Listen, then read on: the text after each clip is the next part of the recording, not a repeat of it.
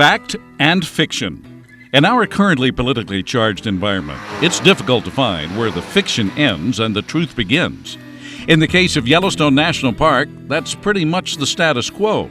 For almost 15 years now, there's been a constant battle over winter access to the most famous park in America, with hardline claims and practical science mingling together into a confusing mishmash.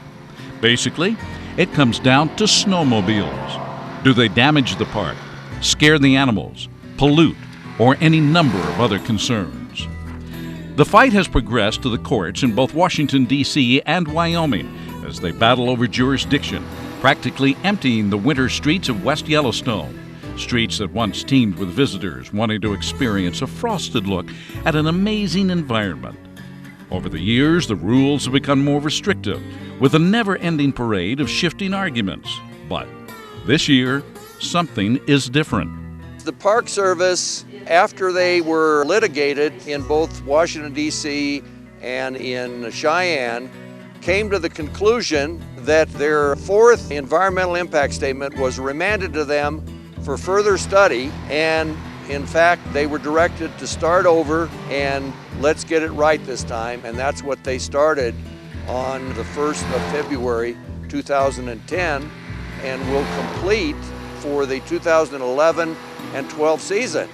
Currently, we're in the scoping process until March 30th, and people have the opportunity of writing in what they would like to see happen and discussed as an alternative during the next EIS.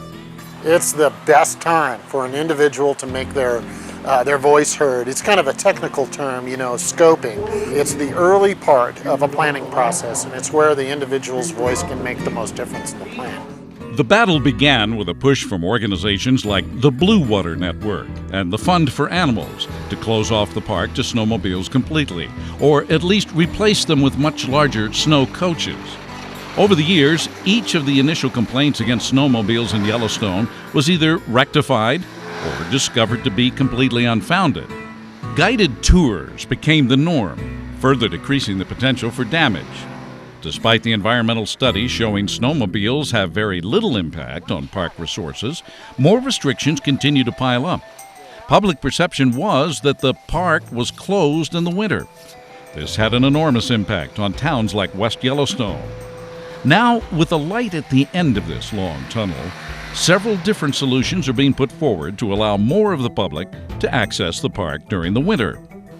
What I'm proposing, and others too, is that we get back to a reasonable number. And I'd like to say 490, 500 in that area per day with a flexible cap, so that maybe 20 days there would be an additional percentage that could go in during the holiday times. And then there would be a like percentage that would be decreased for those same number of days. And then the balance would be at the regular static level. My preference would be to have what we call a non-commercial guide, so that in fact you could go online and become certified to take your family into the park, sign on the dotted line that you're responsible. One of the suggested alternatives is to plow the road. It is a national park. It's not a wilderness. It's accessible. There's no reason in the world not to plow the park. And in my opinion, they should plow the park. They could plow the park, and it would be less expensive than the grooming of the park. For example, the snow coaches get 1 to 4 miles a gallon with the big tracks on it. It's not an efficient way of doing it. And then grooming the road systems is inefficient when you could plow it like the rest of the state does. The reason I am in favor of that is because it gives everybody an equal playing field. For men like Bill Oldroyd, that equality will mean more people will be able to enter the park during the winter. While the scoping period is rapidly closing on March 30th, there is still time to make comments, no matter what side of the argument you find yourself on. The relationship between fact and fiction will always be blurred in politics. Whether that will continue to be the case with Yellowstone is up to those individuals who are willing to do more than just spout rhetoric and instead find workable solutions.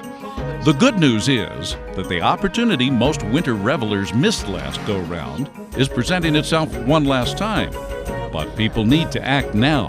The first thing they need to do is bookmark or make a favorite of the Blue Ribbon dedicated Yellowstone website, which is www.saveyellowstonepark.com.